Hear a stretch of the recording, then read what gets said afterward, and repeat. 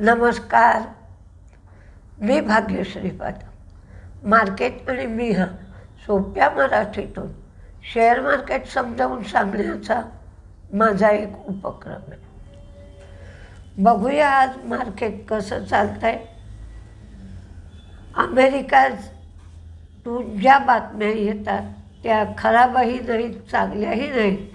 शेवटी आपलं मैदान आपणच चालवायचं आहे.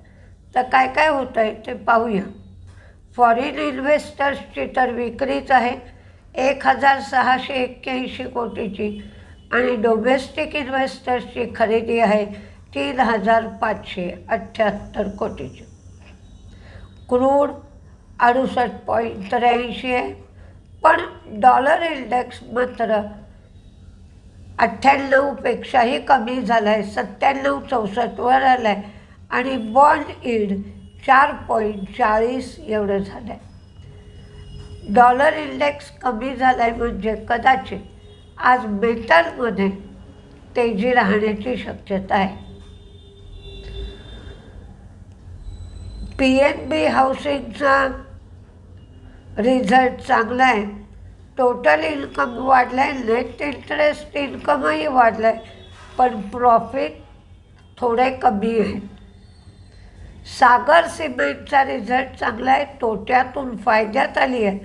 28.3 कोटी तोटा होता, तो 1.2 कोटी फायदा आहे. मार्जिनही वाढलं आहे. पूर्वी 8.3% होतं, आता 18.1% एवढं मार्जिन आहे. रेव्हेन्यूही वाढलं आहे. हॅवेल्सचा मात्र काल मी रिझल्ट सांगितला आहे, रिझल्ट कमजोर आहे. CIE प्रॉफिट कमी झालं आहे, रेव्हेन्यू वाढला आहे, मार्जिन कमी झालं आहे. AGI ग्रीनपॅक कमजोर रिझल्ट आहे. प्रॉफिट, रेव्हेन्यू, मार्जिन सगळ्याच गोष्टी कमी झाल्या. ओबेरॉय यांचाही कमजोर रिझल्ट आहे, प्रत्येक गोष्ट कमी झाली आहे. पण त्याविरुद्ध DCM श्रीरामचा रिझल्ट चांगला आहे. प्रॉफिट, रेव्हेन्यू, मार्जिन सगळंच वाढलं आहे. राजरतन ग्लोबल वायर प्रॉफिट कमी झालं आहे, रेव्हेन्यू वाढलं आहे, मार्जिन कमी झालं आहे. डोडला डेअरी यांचं पण प्रॉफिट, मार्जिन दोन्ही कमी झालं आहे, पण रेव्हेन्यू वाढला आहे. व्हेरिझॉन यांना रिझल्ट मजबूत आला आहे. ही अमेरिकेतली कंपनी आहे व्हेरिझॉन. हा शेअर 5% वाढला. त्यांनी गायडन्सही वाढवला, रिझल्टही मजबूत आला. दुसरी अमेरिकेतली कंपनी सेरेप्टा, हा शेअर मात्र पडला, कारण सेफ्टी कन्सर्न्ससाठी त्यांना शिपमेंट थांबवण्याची सूचना करण्यात आली. रशियन ऑइलवर जी बंधनं घातली त्याचा फारसा प्रतिकूल परिणाम दिसला नाही, म्हणून क्रूड पुन्हा 69च्या खाली आलं. क्लेव्हलँड क्लिप्स हा शेअर मात्र 15.6% वाढला. हा स्टीलच्या संबंधातला शेअर आहे. त्यांची स्टील शिपमेंट रेकॉर्ड लेव्हलवर झाली आणि त्यांचा लॉस अगदी नॉमिनल होता. आता भारतीय मार्केटमध्ये पराग मिलचा रिझल्ट लागला. प्रॉफिट, रेव्हेन्यू वाढला आहे, मार्जिन कमी झालं आहे. 361 वॅममधला 3.7% स्टेक म्हणजेच 15 मिलियन शेअर्स बेन कॅपिटल विकणार आहे. फ्लोअर प्राईस 1160 रुपये आहे. काल काहीतरी 1220चा रेट होता, त्याच्यापेक्षा 5% डिस्काउंटवर ही क्लोजिंग प्राईसच्या 5% डिस्काउंटवर फ्लोअर प्राईस आहे 1160. पण 120 दिवसाचा लॉक इन पिरियड या विक्रीनंतर असेल, जे खरेदी करतील त्यांच्यासाठी.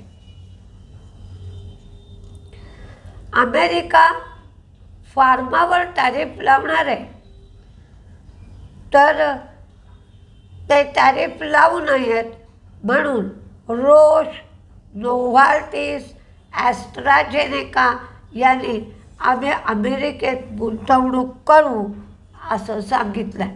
आणि किती गुंतवणूक करणार तेही अमेरिकन सरकारला सांगितलेलं आहे. स्टेट बँक ऑफ इंडियाचा QIP क्लोज झाला. 817 रुपये QIPमध्ये शेअर प्राईस होती. AFCON क्रोएशियामध्ये 677 मिलियन युरो म्हणजेच 6,800 कोटी रुपये एवढ्या रकमेचं त्यांना मोठं रेल्वे प्रोजेक्ट मिळालं आहे. LICने स्टेट बँकेमध्ये त्यांचा स्टेक 9.21% 9.49% एवढा वाढवला. डॉक्टर रेड्डीज न्यूयॉर्क फॅसिलिटीचं इन्स्पेक्शन USFDAकडून पार पडलं. त्यांनी व्हॉलेंटरी ॲक्शन इनिशिएटेड असा रिमार्क दिला. सिम्प्लेक्स 8.65 लाख वॉरंटचं शेअरमध्ये रूपांतर झालं आणि त्याची किंमत 289 रुपये. BL कश्यप BPTPकडून 910 कोटीची ऑर्डर 36 महिन्यांसाठी मिळाली. एरिस इन्फ्रा ट्रान्सकॉन ग्रुपला कन्स्ट्रक्शन मटेरियल सप्लाय करण्यासाठी 340 कोटीची ऑर्डर मिळाली.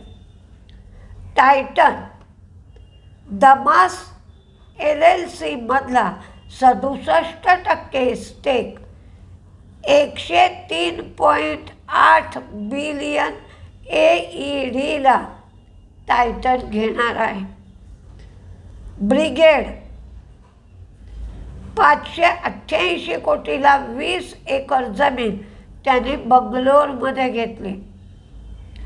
सिप्ला आयकलटेक इनोव्हेशनमध्ये 20% व्होटिंग राईट्स घेतले.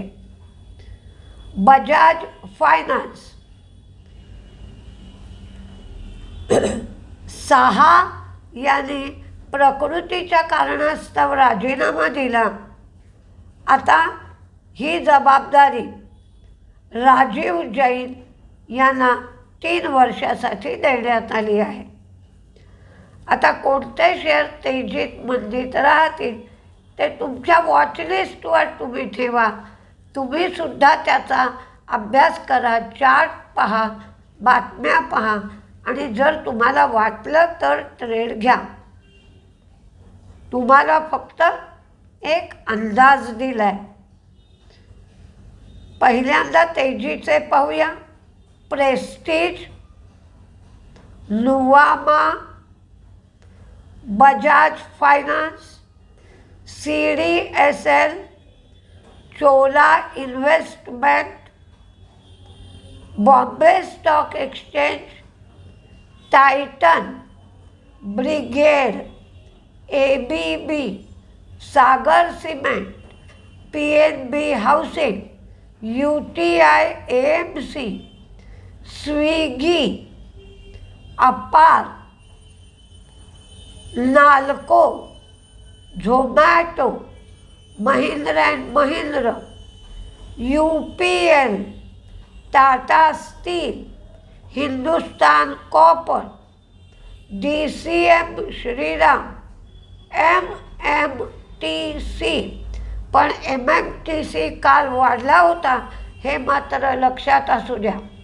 MCX, Tata motors, Indian hotel, Angel one, CAMS, KFin, Nykaa, Dhanlaxmi bank, Ambuja cement, ICICI bank, पेटीएमसुद्धा काल एक 20 रुपये वाढला होता. CESC आणि AB कॅपिटल. तर मंदीमध्ये हॅवेल्स आणि 361 वॅम मंदीत 2च शेअर आहेत. तर बघूया आज मार्केट काय काय करत आहे. फारशी वाईट बातमी नाही आहे, पण खूप चांगली बातमी आहे असंही नाही.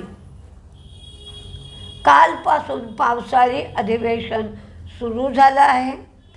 तर त्या पावसाळी अधिवेशनामध्ये सुद्धा कोणकोणती बिलं पास होतात आणि त्याचे परिणाम काय होतात हे बघावे लागतात. तर त्या दृष्टीने सुद्धा आपलं लक्ष असलं पाहिजे.